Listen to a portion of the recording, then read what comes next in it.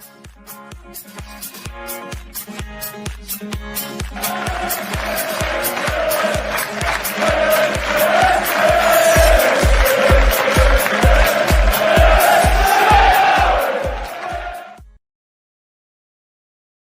everybody, and welcome to episode number 379 of the Stacey West podcast. I'm your host, Ben, and today I'm joined by Charlie. How you doing, mate? Are you well? Yes, I am very well, thank you. I am lucky, actually, that I've still got power, considering the whole of Spain and Portugal don't seem to have any today. I don't know if you've seen that. Luckily, I'm not affected. That's all right, then. I was going to say, it seems to be... Is it kind of near the border from where you are that it's affected, or is it? It's Malaga and Andalusia down on the south coast with me is affected, but it's basically just the whole of Spain, the whole of Portugal that seems to have been affected today. It's kind of mental. And the thing is obviously it started coming through whilst I was at work, and I was obviously praying for a power cut so that I could stop working. And a mate of mine, he took the day off today. He was traveling around Spain yesterday and kind of got back late last night. So he took the day off today, and he messaged saying, "What an absolute waste of a day!" Because he's literally just been bored stiff all day. Which you would be, because it's not even like you could go to the pub. Nowhere was open. Yeah, keep the chillers on. But glad that seems to have bypassed you. Has everything else been good? Yes, very well. So I've mentioned on here actually a couple of times about my Spanish side that I've kind of got the season ticket for the second half of the season, and we effectively were very close to relegation, 5 points from safety with 2 games to go, and suddenly we won the second to last game yesterday. So next Sunday is now going to be a huge day. So it could be a big weekend of final days for me, which is something I'm sure we'll touch on a little bit later as well, isn't it, Ben? But out of all of that, how are you, sir? I'm very good, mate. Yeah, it's been a nice, pleasant weekend, a nice, relaxing one. We went down to see the in-laws on Friday evening. I managed to get a book finished off, which I was very pleased with. Then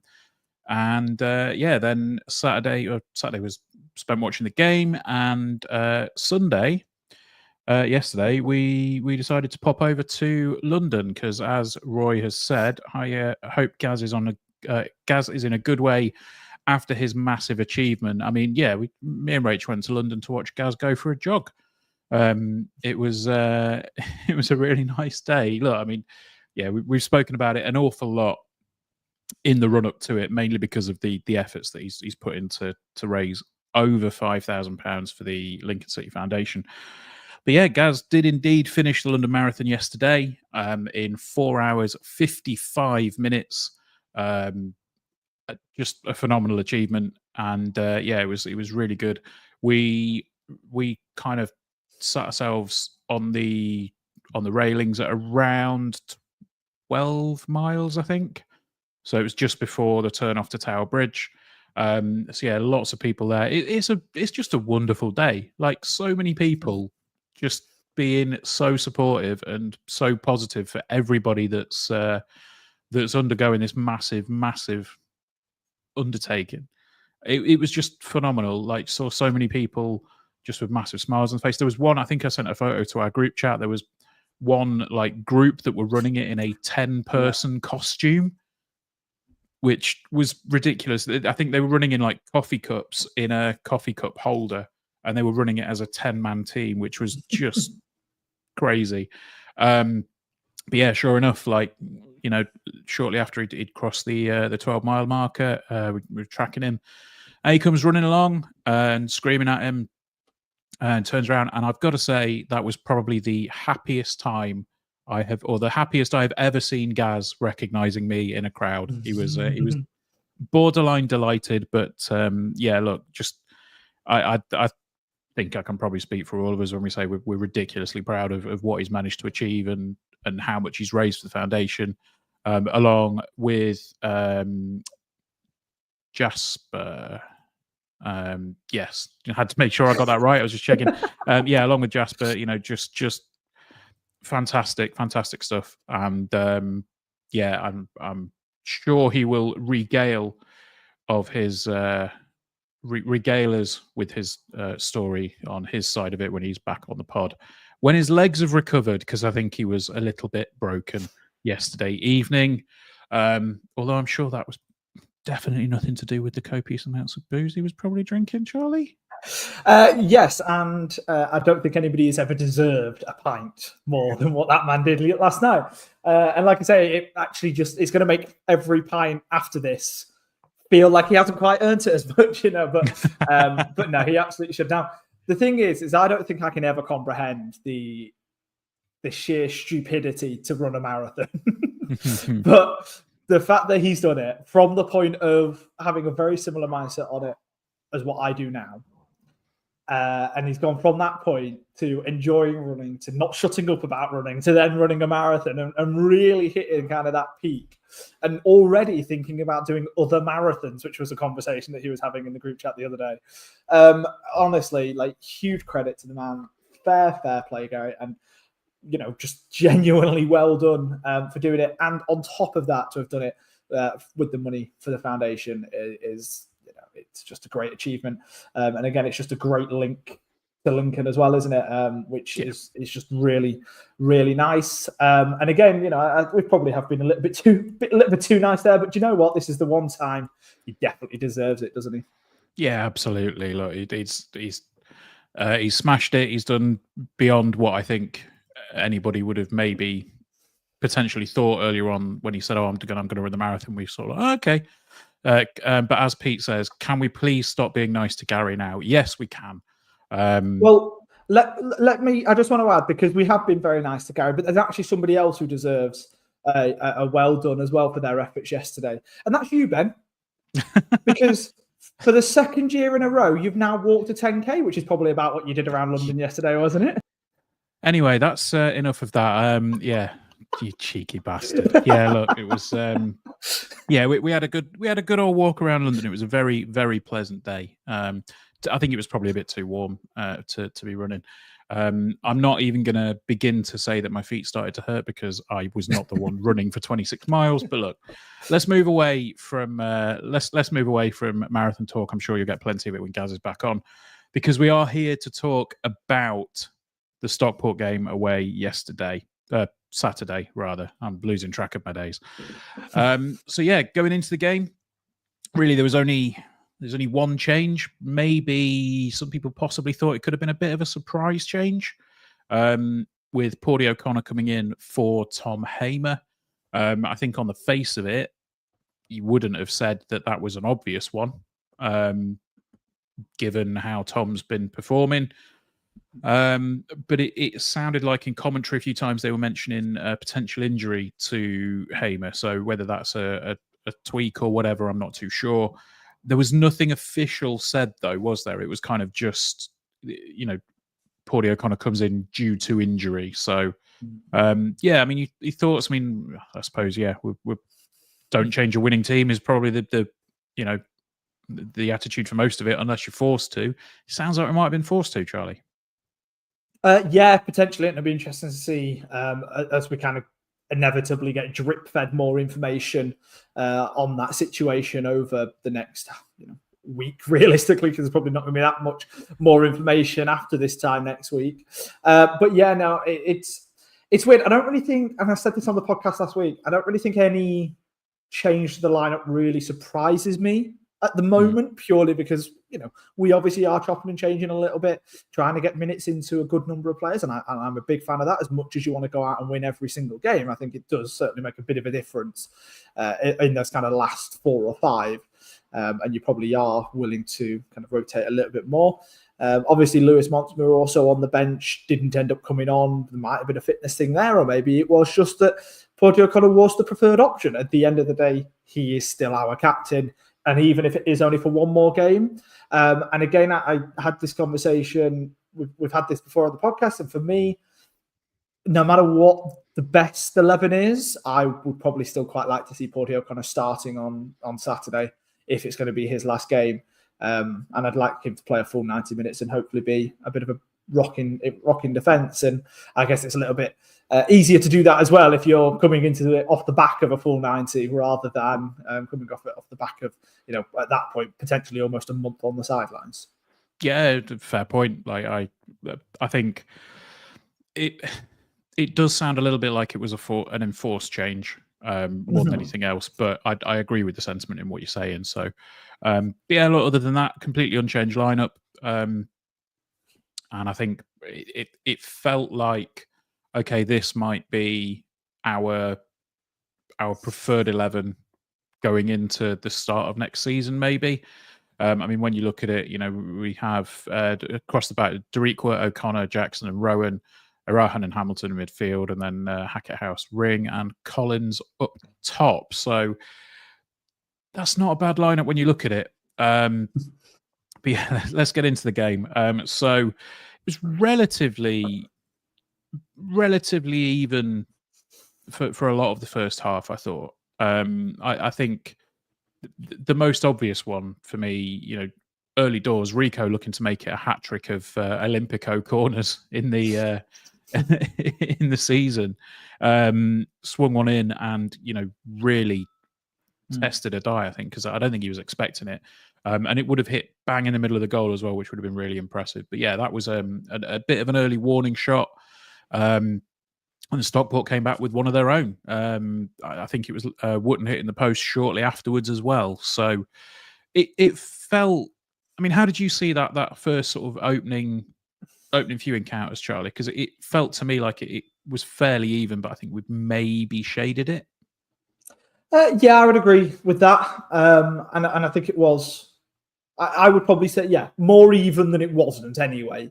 And yeah, I think I'd always like to say that we ever so slightly edged it in any game and in any period. But it certainly set it up to seem as though it was going to be a bit of an entertaining game. A few chances at either end, some a lot more clear-cut than others, as obviously you've just mentioned. It certainly didn't seem like it was going to be kind of frantic and really poor defending, but it certainly seemed like there was a little bit of quality in each attack that could really catch the goalkeepers out, which I think if Wootton's was the right side of the post, that probably could have, would, I think, have caught George Wickens out as well. So, yeah, I think with that one, probably could have been 1-1 quite early, but it wasn't. And I think that probably worked a little bit better for us at kind of getting a little bit of a foothold into the game, especially, like I say, when it's an away game, you want to kind of get that foothold in, have a little bit of comfort early on. Comfort to an extent, of course, because, like I say, Stockport still had the chances, but really kind of get into that game to then be able to build that up a little bit further, which of course we did, which we'll come on to. Yeah, absolutely. We'll come to the big, the first big moment now. Obviously, we've said for a few weeks that Ben House maybe hasn't had the best of seasons. I think we've probably been a little bit critical of him, despite the fact that we think he's still got a place in the team, he's still got a spot in the squad. It was just really nice to see Ben House score a goal. And let's be honest, that was a really nice goal as well. Lovely ball over the top from Tendai. You watch Ben, just checks his run before he makes it. And then literally just before he strikes it, you just see him look over the back, look over his shoulder, just check that he's onside from the linesman. Puts in a really, really smart finish. I was absolutely delighted for him that he got that goal. And let's not take anything away from the ball over the top from Tendai either. It was just beautiful, wasn't it? It was honestly, that ball was just spectacular. It was so perfectly weighted.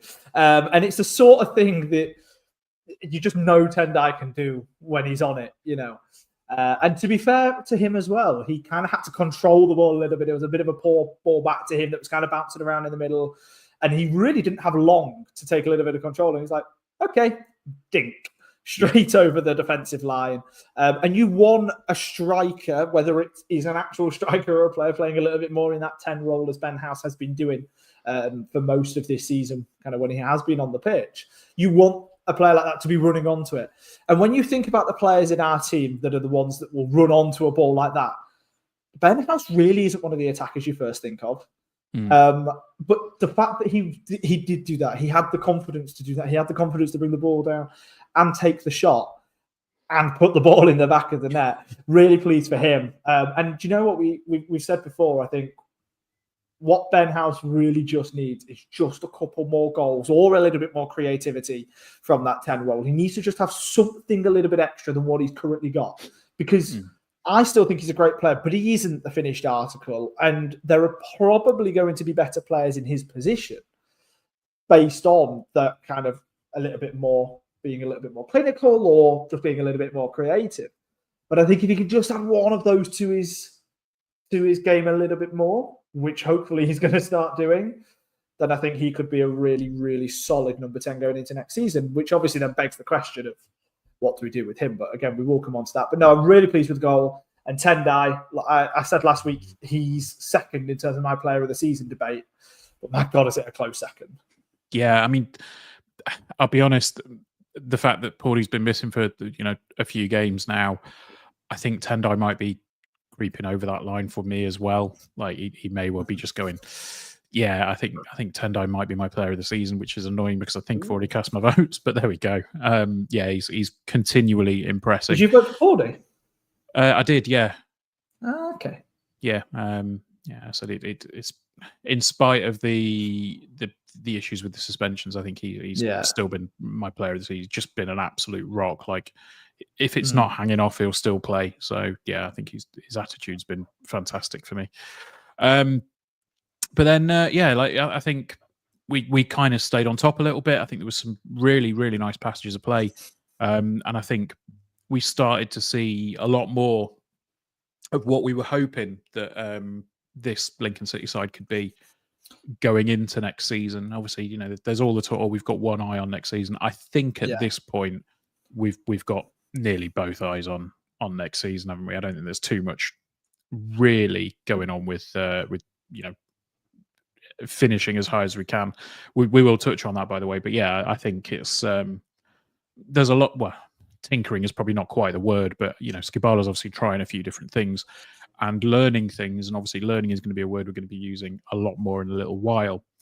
But yeah, I think we stayed on top for a little bit, and then Eric Ring scored, and again another really good ball from the back. I think we recycled it after a Stockport attack failed to materialise. I think they got the ball back from when we were trying to attack, so just a little bit of pinball in the middle of the park. Yeah, Paudie pounces on it, plays a really nice ball forward. I think it was Ben House gets a touch. He was under quite a lot of pressure. Yeah. He managed to just turn the ball around the corner to Eric Ring, sets him free, bursts into the box, and puts a really, really good finish. Near enough. I'm not 100% sure if it was a complete nutmeg, but it looked like it. Manages to nutmeg a die. And, I'm, again, another player that I'm just genuinely happy for in Eric Ring, because I think, it's been no secret. He's found it difficult to adjust to life in England and, the English game. He's found it very hard to play at wing back in this division. And sort of figure out, these are the attributes I'm going to need, and this is how I need to play. But shifting him up the pitch, I think we're really starting to see the player that we were told about. Obviously during the period of time when we were signing him, a lot of people at the club said, "Oh, if we can get this lad, he's going to be, this is the one. This is we've got no chance, but we're going to try for it." And we've signed him, and he's now scored a couple of really, really good goals, in pretty quick succession. So I'm just delighted for him. And what a finish, Charlie. Absolutely. Now, I think, first of all, what do you want from a winger? You want a winger to be able to pick it up near the halfway line, absolutely leg it with the ball, and manage to tuck the ball into the corner, through the corner of the goalkeeper's legs, potentially, as you kind of mentioned there, and piss off the striker in doing so because they didn't pass to them. That's what you want from a winger. I didn't mention that, did I? Of course, you got Collins in the middle, absolutely. I think if Ring hadn't have scored that, I think we would have seen the other side of James Collins. Yeah. but which, for the record, is probably exactly what you want from a striker. Yeah. Not kind of one who's scared to have the ball played into him or anything like that. But no, like I say, that's exactly what you want from a winger, is that proper injection of pace. Now, I think Eric Ring is one of those players that really he would have never suited the old style of play in terms of that left wing back role. He obviously wants to be a little bit further up the pitch. And now he's got that opportunity, and you can really see him starting to come into his own in a Lincoln City shirt. So I'm really pleased to him to kind of get that goal. And again, that was a goal that I think showed that he was building in confidence. Would he have taken that on? Would he have ran the full length? Would he have potentially turned back or played a ball into James Collins early if he kind of wasn't feeling himself and on a decent kind of run of form in his own mind? Probably not. So yeah, really, really pleased for Eric Ring, and just really pleased for what that. I think that can bring us this time, over the next 12 months. And again, we're very much looking towards the future here, aren't we? But a game like today, you need to be, because you need to just pick out those positives and the negatives, which we'll come to a little bit later on, and see, well, hang on a minute, what have we now got to be excited for going into next year? Absolutely. So look, going in 2-0 up at the break, a team that at this point still had every chance of finishing in that top two. Obviously, that didn't happen based on results later on in the weekend, but yeah, I didn't feel in too much danger. I thought it was, I think maybe slightly fortunate to be 2-0 up. I think we deserved the lead, but how many times have we said this season, if we could just take the chances, we'd be all right. I mean, I think I saw somebody suggest that the XG was as down as 0.4 or something, and we've gone in 2-0 up. So we were taking our chances on Saturday. Managed to play well above expectation, and go in 2-0 up. Now at half time, Stockport made 3 changes, one of which completely changed the game. So Ryan Riddle came on. Isaac Olaofe. Fuck's sake, sorry. Oh dear, I've sworn on the podcast. That's something I've not done for a while. And then the big one for me, Jaden Fevrier coming on. Yeah. He absolutely changed the game. A big unit, and he was just. We didn't really know how to adjust and how to cope with him, did we? He came on, and I mean, you look at the stats from what he's done. He's got 2 assists. He's got a goal, and that was, he's been given man of the match in multiple places, and he came on at half time. It just shows how much he impacted the game. So yeah, I mean, I don't necessarily think we maybe not knew how to deal with him, but I think when somebody like that comes on and there's a big change, like a really big change to the way that they were shifting about and the way that they were playing, it rocked us a little bit, I think. And it wasn't too long. I think it was 3 minutes into the half. Fevrier gets a goal. So it was just one of those where you think, okay, they've made a chance. They've made a change, and they really know what's going on. And I think they were just. I've got some notes for the first goal, and it just looked like we were offering up that little bit more space to them. I know we've spoken a few times about seeing how quickly our defenders can get up to the attackers and just how little space we were giving them.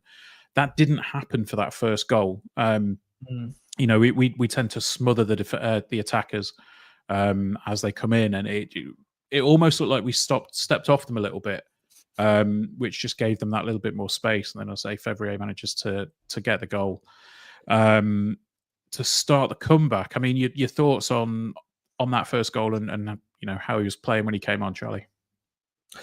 Yeah, well, let's talk about that change at halftime first, because it does really shift the game. I mean, all you have to do is look at the stats from that first half compared to the second half. You had Stockport having almost triple the XG in the second half as to what they did in the first half. And the first half actually on paper was reasonably even. We just took our chances and we did have better of them. I think you can kind of watch the game and show that, even if the stats don't necessarily portray that too much. But they had it as reasonably even. The second half, they just blew us out of the water, and it did very much start with those changes that they made at half time, and absolutely with Jaden Fevery. And I think that's a huge credit actually to Dave Challoner. When you have a team that are very much greater than the sum of its parts, which I think Stockport hugely fall into that camp. You have the likes of a Birmingham, you have the likes of a Wrexham where, yeah, all right, do you know what? You spent a lot of money, which Stockport have also spent money as well, but you spend a lot of money. You end up just bringing in the best players and you kind of leave it at that. Now, I'm not saying that any of the Stockport players on their own are bad players, but it's not a League One automatic promotion chasing side, really, when you kind of look at the individual players.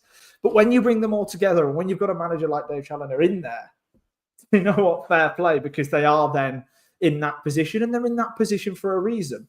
And it's through those little subtle changes of bringing on a player at half-time when you're 2-0 down and giving that player effectively freedom in attack to be able to go ahead and, as we immediately saw, get a goal.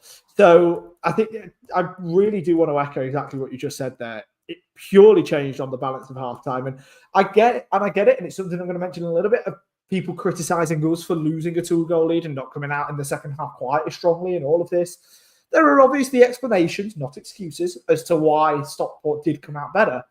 But I think when you actually boil it down to the reason, yeah, all right, part of it is mentality. The other part of it really is the changes that were made. And like I say, the freedom that Challoner was given them. Yeah, absolutely. And look, we'll come on to obviously the rest of the game. But I think it was, if you saw the entirety of that match, it was fairly obvious which team still had, something pretty big to play for. Stockport will be in the playoffs, but if they'd have won on Saturday, going into it, if they'd have won on Saturday, they would have had that hope of an automatic spot. Obviously, like we say, Wrexham winning has put the kibosh on that. But when you're up for it and when you have that much on the line, it will give everybody that little bit extra. And I'm not saying that we were phenomenal and we were, screwed out of the game in the second half. Like, Stockport were just much better than we were. There's no two ways about it, is there? But I mean, we did then have what was it? We've had 4 changes in between the goals. So Tom Bayliss came on for Eric Ring, Jack Moylan came on for Rico Hackett, Freddie Draper came on for James Collins, and Conor McGrandles came on for Ben House. Now, it's one of those instances where you look at it, you go, okay, we're obviously looking ahead to next season. We need to figure out what works.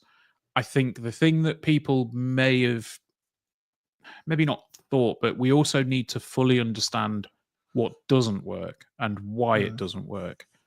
I think the second half on Saturday is probably an example of one of those times when you think, maybe that doesn't work. Maybe that doesn't work as well as we thought it might do. So you have, I think I said this in the group chat, but for quite a while you've had people go, just experiment, just make changes, just try different formations, try different players in different spots. You're like, okay, cool. We experiment, we lose the game. It's like, well, not like that. So, how do you win in that situation? But look, that aside, I was a little bit, excuse me, in the context of the game, I was a little bit confused by the substitutions. However, in the context of the season, in the context of planning for next season, okay, fine, why not? At this point, to be honest, the game doesn't mean anything to us. It's not like we're clinging on to this to survive, and it's not like we're clinging on to this to get into the top 6. So I wasn't. Go on. No. I probably agree with that sentiment. I just think because if we didn't make a change and we still lost 3-2, which ifs and ifs and ifs. But if we didn't, and if we did still lose 3-2, suddenly the criticism was, why the hell aren't we making changes? We're going into the last couple of games of the season. Clearly, everybody's probably a little bit knackered after a long year. Make some changes, get some fresh legs on, and we'd have probably, kept it at 2-1. So like, as much as I agree, I don't really think you can win in that scenario. No, you can't. On the balance of it, like, I don't really like too many subs when you're winning a game, unless you're winning it 3-0. I think unless you're comfortable, I don't really like too many subs, because you've got those players that have been playing the whole game, that have been at the speed of the game. And yes, all right, there may be a few tired legs, but sometimes the kind of mentality of being in the game and of getting yourself 2 goals up or whatever is sometimes better. But also on the flip side, I think, especially nowadays, when you get 5 substitutions, you're at a massive disadvantage if you don't make too many subs. Yeah. And like you say, I agree very much in terms of the overall of the season. I still think that a win in that game, no matter how you try and paint it, a win is always going to be better than giving 3 players an extra half an hour of pitch time. But there's no guarantee that we'd have won anyway. So I'm really torn on that. Like I said, I feel like it's going to have been a stick that was used to beat the manager with, no matter what happened. Yeah. Yeah. I mean, I think you're right. And look, it is one of those situations where, like, we know that the game doesn't mean anything in the grand scheme of things. So it is an opportunity to tinker. So why not try something? And if it doesn't work, fine. Okay, it's not worked at the business end of the season when we've not really got any business to do. I'd sooner him do this than, 6 games in and we're all over the shop. But yeah, look. Anyway, we'll come on to the second goal. I think, to be honest, this is all February again, isn't it? He's turned Sean Rowan inside out, and it's not very often that we get to say that on the podcast, because as we're very much aware, big old fans of Sean Rowan, and he just got absolutely sold, didn't he, for that second goal. Cross comes in, and there's the header. 2-1, Will Culler. 2-all rather, Will Culler, and it's like, okay, right, game on. I imagine at this point we've seen it before. They've got something to play for. They've come back from 2-0 down. You think there's probably only one way this game's going to go. It's the magic of football, and we're just on the other end of it. If Charlton had beaten Wrexham that evening, we'd be sat here, talking about a very, very different scenario. And what? Kind of nodding of approval and kind of respect at Stockport, as much as you don't want to do that when you're on the losing end of it. But it is like fair play. Obviously, it ended up kind of all being for nothing, but it doesn't mean that it would have meant any less to them in that moment, especially when that second goal went in. So yeah, do you know what? Fair play to Stockport. The goal in itself, decent header. The ball was really, really nice. It was so perfectly weighted again, just kind of land directly at Will Collar there. And yeah, the kind of the run to be able to get himself the space to make the cross, really impressive. But I don't want to kind of big up Stockport too much, because again, lots of it is kind of mentality and the subs, as we've already discussed. Yeah. And we do need a conversation about the Lincoln side of it in a moment. But yeah, for them, fair play. They deserved it. They had the players up there, and they were clearly going for the equaliser at almost any cost necessary. Yeah, I mean, look, they also did with the winner. Yeah, I mean, before we come to the winner, I just want to go back before that goal. We've said a little bit. It feels like every week at the minute we're saying another absolutely superb save from George Wickens. One literally, I think, about a minute or two before the goal. Kyle Wootton has a shot, and it's curling in. At first glance, when I saw it, I thought that's going well wide, and then you see a different angle of it, and that was curling in. George Wickens down quickly again, makes a phenomenal save. I mean, yes, conceding 3 on Saturday, but genuinely, we've said it, I think 3 or 4 podcasts on the trot now. He's been one of those, he's just been so good since he's come back from injury, and I think he's proving his worth every game at the minute. Yeah, I very, very much agreed with that. I think there was a real discussion point, wasn't there, earlier on in the year about Zach Geacock versus George Wickens. And honestly, I was really in the undecided camp. I don't really think Wickens had the greatest of starts at Lincoln, which again, I don't think is his fault. It's because he is being compared to, honestly, some of the best goalkeepers that League One have had in the last kind of 4 or 5 years. And he came in, bit of an indifferent start. He was still good, but bit of an indifferent start. Then Zach Geacock came in. Yeah, okay, had a couple of good games, really kind of cemented himself in the position. Wickens then came back from injury and didn't immediately come back. Didn't immediately go back in net and did kind of spend a little bit longer on the bench than I think anyone had really expected. But to then come back in and not look like there was any competition again for Zach Leacock is a huge, huge testament to him. And like you say, I really think he's just growing game by game, which you expect from a young goalkeeper. We always talk about goalkeepers not hitting their prime until later than most other players. It's not kind of a 27-year-old thing. Most of the time, it's going to be early 30s.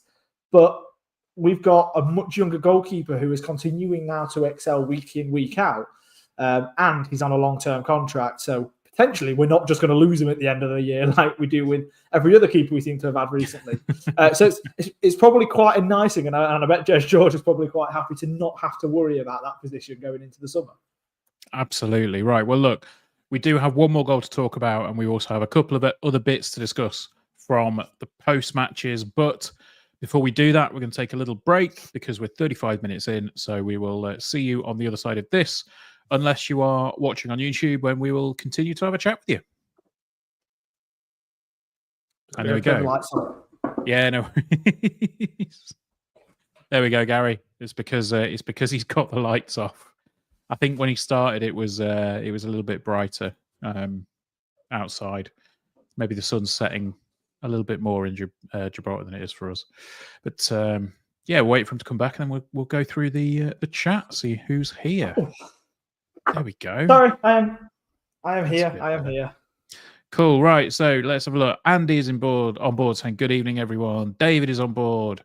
Good evening, all. Another David is on board saying good evening, everybody. Roy, I hope Gaz is in a good way after his massive achievement. Steve Barton's on board.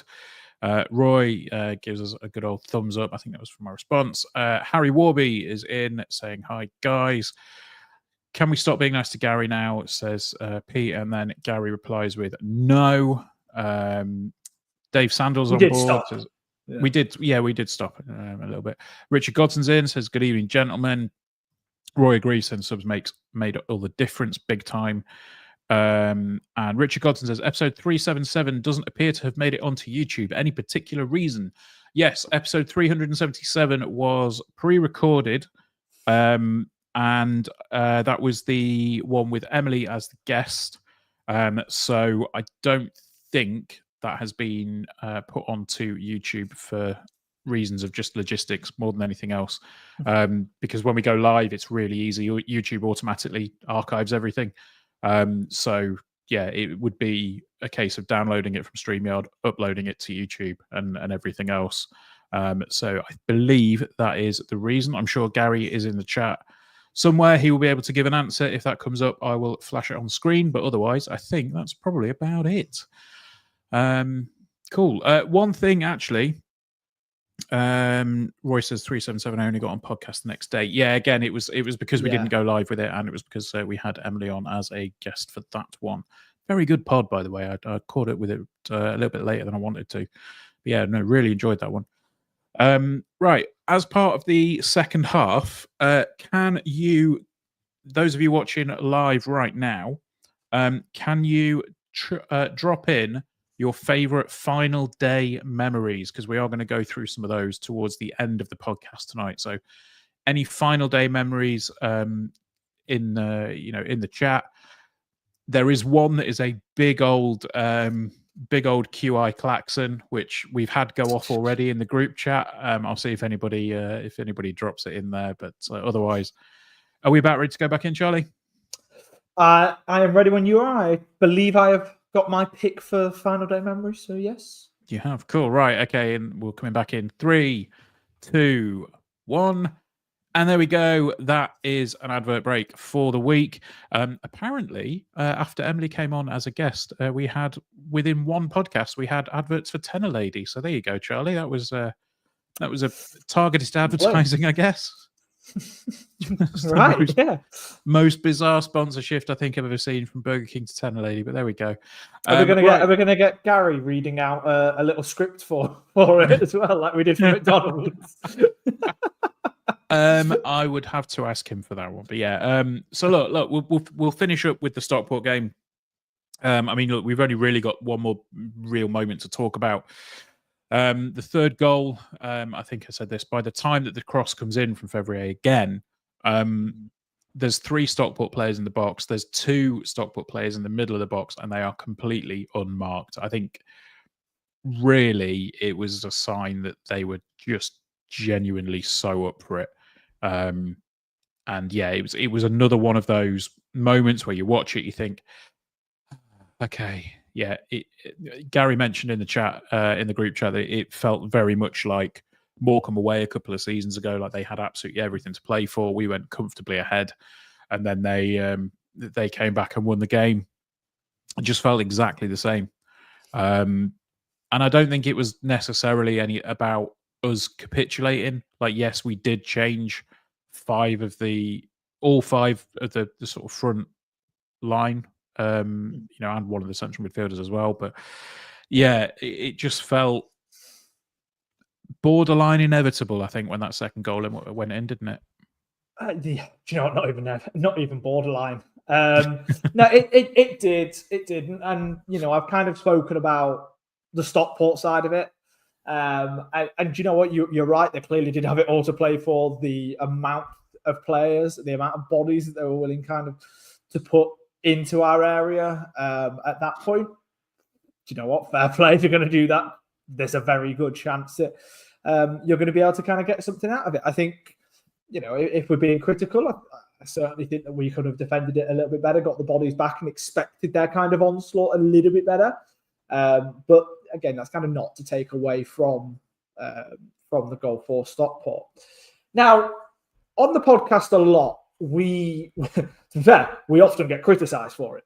But something we will typically do is, if there has been a bad result but a good performance, we will try and look at the positives, and we'll try and go take a step back, be a little bit more objective, and look bigger picture as to, okay, yeah, we may not have won the game, but we've had a positive performance, and that a little bit further down the line should turn itself into wins. And it's kind of a little bit more symbolic of a future run that we would think that we can go on. Whereas getting results when you're not actually playing that well can do the opposite. With this one, I really do get the frustration at losing a 2-goal lead. And yet we don't have too much to play for. And yes, they had everything to play for. But if we're going to turn around and talk about the bigger picture effects when we have a good performance and don't get the result, we've also got to talk about the bigger picture effects about us losing a 2-goal lead. Mm-hmm. The amount of points that we've lost from losing positions is quite high this season. I think we are close from winning positions. Yeah, I believe so. Did I say losing positions? Yeah, you did. I believe we're getting close to 20 on that. I will get the actual number up there. But yeah, we are closing in on 20 points, and that's bad. That's not good, and that's not the sort of thing that I think Michael Skubala will want at all.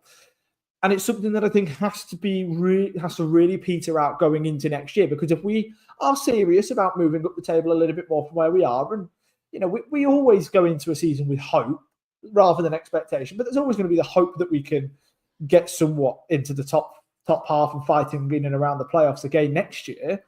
It's those little things like dropping points from winning positions that we need to kind of really stamp out the game. So yeah, although we can explain it away with the mentality of Stockport, with the substitutions of Stockport and of ourselves, we've also got to just look at it as, this is actually quite poor, and it's something that I really don't think Skubala is going to be pleased with. And we need to make sure that we are playing a 90-minute game next year that's really at our top level, because we know that we can do that. We've seen us do that many times this season. But then to see us kind of capitulate in certain games isn't ideal. So yeah, I would just like to see them really take that away going into next year, as I'm sure the squad and the coaching staff do as well. Yeah, I think I do agree with you that it's never ideal to lose games from winning positions. I think the way that is put across for me, like, I think the biggest one for me would probably be Huddersfield. Like, that was a game where it felt like, it meant something at that point. We still had a lot to play for. Yeah. You look at the Charlton game the other week, 2-0 up, and then they bring it back to 2-2. It's not necessarily it's not necessarily about doing it when the game doesn't matter. And I know I've said that a couple of times. The outcome of Saturday's game wouldn't really have changed much in terms of our overall season. I think what it does offer is an ability to learn and understand what works, what doesn't. But I completely agree with you. As a pattern, I think 19 points, I think, was what was said about that stat. So it isn't good enough, and the club will know that it's not good enough, and they know that they'll need to change that next season. So, I mean, hopefully, a full pre-season away with this new setup, with this new attitude. Hopefully, it'll give us a bit more of an impetus for next season. So, any closing thoughts? I mean, like you say, for me, we've had this mentality that, right, we're going to go into the final few games, we're going to ruin some seasons. We're going to relegate Shrewsbury. We're going to stop Reading getting in the playoffs. We're going to stop Bolton getting in the playoffs. We're going to stop Stockport going up automatically, and then we'll stop Wrexham on the final day. So you're not going to do that with every single one of those. We've managed to do it with a couple of them. And the final day we'll see whether Reading is indeed the side that will miss out on the playoffs. But we were. I think Gary said it well. We were the side note. We were the footnote in all of these stories. Going into the final bits of the season, I don't think it's been too bad a run-in, to be honest, over the past month and a bit. But yeah, any final thoughts on Stockport before we have a quick look at what was said after the game, Charlie? Look, I think this season has been a season full of moments, hasn't it? It's been a season full of certain games that us as Lincoln fans will be talking about in 5, 10, 20 years' time. Mansfield away, Peterborough at home, bloody Mansfield at home as well, for that matter. Just to kind of name a few. I think this had the potential to be one of those games. 2-0 up, away from home, with the position that they were in. First time back at Ashley Park for a good few years. It really did have that potential to be that. It wasn't that. That's all right. It is what it is. I don't really think any Lincoln fan is going to be losing sleep over it. It was a good game. It was a good performance. Could have been better. It wasn't. Fair play, Stockport. There's really very little kind of emotional angst that you can really have with it. It's just about, like you say, actually just enjoying the football that we're playing at the moment, and some of those individual moments of brilliance that we just started to see in these last few matches. And hopefully we'll get a few more this time next week. Absolutely. So, let's talk briefly about a couple of bits that were mentioned at the end of the game. I mean, obviously, I think there was a bit of introspection from Michael Skubala, and kind of we've got the eye on next season more than anything else, which was talked about. Then something that was very casually dropped, and I'm not 100% sure on whether this is public knowledge or whether it was public knowledge beforehand. But the conversation then started to be had about some of the players that would potentially be here next season. Obviously, I think we're probably preparing for life without Paudie O'Connor. But there was also a discussion around some of those players that have options. So we've discussed it on the podcast before. I said I think we've managed to. Well, we've kind of deduced that Ben House has got an option because when he signed his contract, it said he will be here until at least the summer of 2025. Makes sense that he's got an option. I think it's common knowledge at this point that Rico Hackett has an option as well because his contract was again until at least the summer of 2025. But the one that I think surprised a few people on Saturday. In the post-match interview, Michael was asked about players that we have options on, including the likes of Adam Jackson. So, yeah, I don't know how public that was beforehand, but it seems like that's out there now, that the club potentially have an option on Jacko. And given Chris's effusive praise for Jacko the other week, I think it might well be one that would, if the option was indeed taken, it could well be a positive one for those of us on the Stacey West. What do you think to that one, Charlie? I love Jacko, first of all, before I even go any further. I absolutely love Jacko. I think he's clearly a bit of a leader as well. And I think that's often understated with Adam Jackson, a bit of a leader to the players. Both on and off the pitch. I think he's an outstanding League One defender, and I think we would be a worse squad without him. I'm not going to say a worse team, because again, what is the best back two lineup at the moment? What could be the best one next season? Who knows? But yeah, I think he definitely makes us a much stronger squad. It's a real difficult one with Jacko because, again, let's say it's a 1-year extension and it's the club who choose to exercise it. Now, you would think, and it would be the club that exercise it because the club have the option. So you would think, I would think, and chances are Skubala and James George would think it's an absolute no-brainer. Why on earth wouldn't we want to trigger this? However, on the flip side of that, there's a man who is highly respected by people at Lincoln City. And I wonder whether the reason it hasn't been triggered yet is because the club don't want to do it unless Jacko is 100% sure about staying. Because realistically, you would have expected it to happen by now. Because again, I genuinely think it's a no-brainer. Unless triggering the extension clause somehow made him our highest paid player on £7,000 a week, which obviously wouldn't be the case. There is zero reason. I genuinely don't think there is a reason from the club's point of view that he shouldn't be a Lincoln City player next year. Again, I genuinely do wonder whether that's because they want to make sure that they're doing this with Jacko, not to Jacko. And they don't just want to make the decision without having him at the centre of it and without effectively giving him the decision. That we've all heard the rumours. Is he going to be moving up north? Is his family going up there?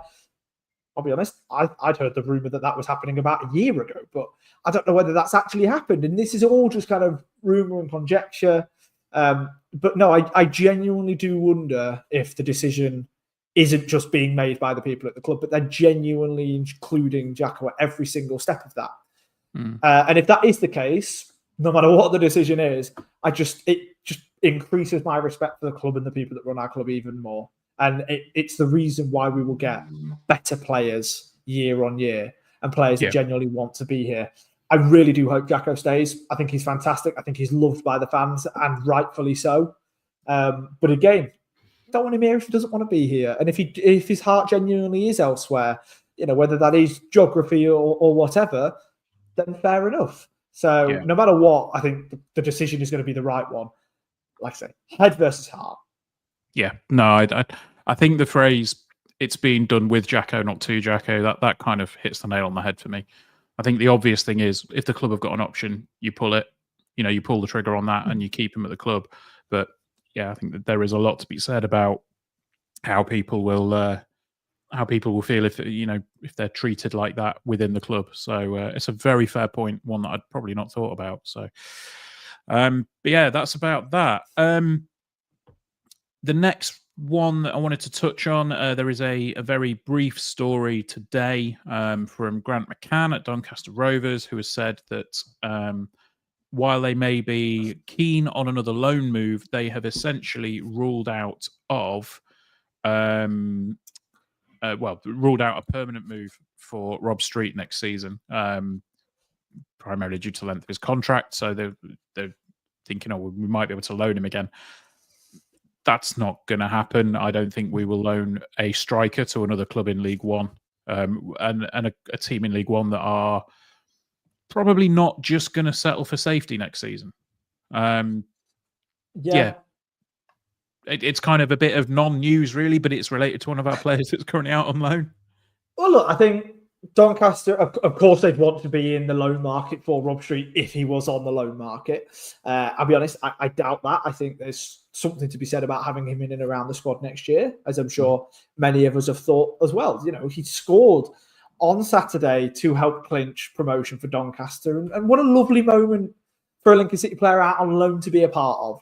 You know, that's the sort of experiences that I'm sure the club want to provide by sending these players out to top-end League Two clubs. So, yeah, again, really, really good for him on that one. And from some of the videos I've seen, I think him and the rest of the Doncaster squad certainly enjoyed their afternoon and evening out on Saturday, as they were fully entitled to do so. But look, when it comes to Doncaster buying him, I'll be honest, I would never have actually expected that. From what I can gather, Doncaster are a side who are a lot more into the free agent market and loan market than they ever are really into buying players over the last couple of years. So the amount of money that they probably have to lay out for somebody like Rob Street almost immediately took them out of the conversation in my mind. Yeah, I mean, he's got 3 years left on his deal with us, so there's no chance that he's going to go without at least that contract being brought out, which is probably going to be a substantial amount anyway. So, not a great deal of news otherwise, but we have managed to squeeze nearly an hour out of the Stockport game, and then a little bit of news about Rob Street. So we'll finish up. And to be honest, I think this is probably going to be a conversation that will spill over to the Thursday podcast as well. So get yours in on social media or wherever after this podcast goes out.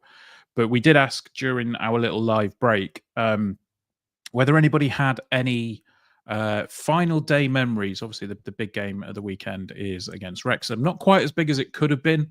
We will obviously preview that game on Thursday. I have a preview scheduled as well, so keep your eyes peeled on the YouTubes for that one. Any final days that stick in your mind, Charlie, first and foremost, before we come to the other chat? Well, as a fetus, as I am often called, a lot of the ones that have been bantered around in the comments and that I know, are picks by members of the Stacey West team are a little before my time, I will be honest. However, and recency bias, whatever, I don't care. Last season, even though we lost 2-0, it had almost a bit of everything for me. Obviously, that moment when the second Portsmouth goal went in was probably one of the most sort of emotional moments mid-game at Sincil Bank. That absolute rousing applause for the players, and you know that they will have felt that just as much as we all felt in that moment. Like I said, the only thing it lacked was the win. But went out after the game, got to take my dad out for the afternoon, and that was one of the only times we'd been properly out, if you like, in Lincoln. Really enjoyed that. We ended up in Craft with the players, with the squad, and it was just a bit of an incredible moment. And again, I think it was an incredible moment to be able to share that with my dad as well. So that one for me will forever stick in my mind. Yeah, no, it's always nicer when you've got a personal memory you can attach to things as well. So absolutely, like, not quite the result we wanted, but definitely the feeling around the ground was one of pride, I think, for a lot of it. For me, there were 2, so I'm going to go with one that wasn't mentioned by somebody else in our group chat. And it's actually been mentioned by Richard Godson in the chat here. It says, 2nd of May, 1998, beating second bottom Brighton 2-1. Together with Torquay losing, enabled the Imps to squeeze into the final automatic promotion place. I have told the story on the podcast before, but trying to replicate Lee Thorpe's goal in my back garden destroyed many a pane of glass in my dad's greenhouse. That was an unbelievable goal that Charlie had not seen until about 10 minutes before we started the podcast tonight. And he went, yeah, I'm all about that. Just the most ridiculous day. I think the ground was well over capacity that day. I don't care what anybody from the club at the time says. That ground was over full. And it was just the most incredible day. I think I was, 90, where was it, 98? So I would have been 12. Just phenomenal stuff, absolutely phenomenal stuff. And it's one of those moments when you're a young fan and you get a moment of success, you just go, oh, that feels good. I want to be part of this. And then you have to wait about 20 years to get any more of it. Other ones that have been mentioned in the chat. There was, we had a couple of QI klaxons to go off. One of them, and I do apologize to Stu because I'm calling him out on this. But I thought to myself, right, if anybody says it, I'm gonna fire off the klaxon. Stu came back immediately with that Terry Hawkridge moment, obviously, and I was like, wasn't the final day. It was the final home game, but we still had 2 away games left. Richard Godson says 17th of April 1976, not strictly the final day, but the final home game, beating Donny Rovers 5-0 to secure the 4th division title has to be my favourite. Where else was? I'm sure there was another one in the chat somewhere. I can't see one. But yeah, no, look, it's one of those, isn't it? You always associate the days of success with the best days. Obviously, last year was a bit of a different one for you there, Charlie. But the other one, which kind of obviously comes into everybody's mind of a certain era, shall we say, 2003, Torquay. We were, Simon Yeo's goal, and then not quite knowing whether we were in the playoffs or not, because believe it or not, Charlie, there was a time before these things called smartphones. And so what did you do if you didn't have SofaScore on your phone with notifications turned on? We had to ring people on Carry mobile a pigeon? phones. We had to ring people on mobile phones that were about this big, bigger than your head. Actually, no, around that time, I think the race was to get the smallest phone possible in the early 2000s. But yeah, waiting for people to hear from. They were ringing people who had like final score on the telly, so they were like, "What's up? What's going on?" And then, sure enough, the news came through, and it's like, "Oh my god, we're in the playoffs!" And there's one moment that sticks with me from that game, and it was after the fact that we've all flooded onto the pitch. It's just been a phenomenal day. Everyone's genuinely excited. We've been confirmed as being in the playoffs, and then you just hear Alan Long get on the mic, and he just goes, "I've got an announcement to make. We've got Scunthorpe in the playoffs," and everyone just went mental. And of course, we all know what happened in those semi-finals.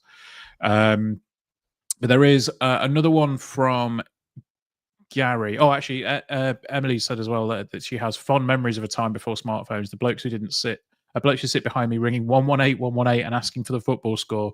When they said they don't offer that service, they said, "Can't you just flick teletext on?" to try and get the answers. Oh dear. So there is another one which Gary has mentioned, but I will I'll say that this is probably a conversation that we can continue on Thursday. I believe it may be Gaz and Chris. I'm not sure on that. Maybe we've not got a rota set up, but it's the 91-92 season for that one, and I will let Gaz explain that the next time he is on the podcast. Be sure to chuck your final day memories in, whether they are home or away or whenever it was. The final day of the season, it's going to be massive. As I say, we've got a good old preview lined up, and then we also have a podcast coming at you on Thursday. And I'm getting to it. Good. We have been we have been nudged by Mr. Lamming a couple of times because he's forgotten to do it himself. Yeah, he's forgotten to do it himself. Do make sure to get on the fans survey. It's up at the moment. You can win a bunch of stuff. I think you can win a season ticket for 25, 26 and a few other things as well. Awful lot of stuff. And it's about a 5-10 minute survey. You just go through, answer a few questions. If there's anything that you enjoy, anything you don't particularly like about what's going on at the club, feel free, just voice your opinions, make them heard. It's probably important. They do get read. Yeah, anything else, Charlie? Anything else that we need to mention, or anything you want to mention? Because they're two very different things. Well, they certainly are. No, look, I don't believe there is. Definitely do the definitely do the fan survey. It is a big help for the football club, and they do talk about it regularly. For example, in the fan advisory board meetings, the kind of results of that do come up, and they do kind of help shape the decision making of the football club. So yeah, absolutely make sure you do get involved in that, not just for the opportunity to potentially win a couple of prizes, although that is definitely a little bit of an added bonus with that. But yeah, look, no matter what happens, chances are it isn't going to be myself and Ben on the podcast on Thursday. Don't know what the rota is, as he discussed. But just enjoy the last game of the season. It always has an extra special moment, doesn't it, for whatever reason, and that can be for a personal connection for somebody. That can just be because of hopefully the way that we play and a goal that we score. But yeah, really enjoy it. And we are planning a pretty big summer, aren't we, Ben? We are already starting to have conversations on what happens here, but we will definitely go into more detail on that after the last game of the season. Yeah, I think we need to figure it out. But I think there's a few ideas we've got. A couple of options. So. Mm-hmm. But no, look, thank you again for joining us live. If you have, thank you for downloading it. If you have, get yourself subscribed, tell a mate, all the rest of it, do all that fun stuff. I don't think there's anything else we need to talk about with regard to Lincoln City. So there's only one thing left to say, and that is, of course, up the Imps. Up the Imps.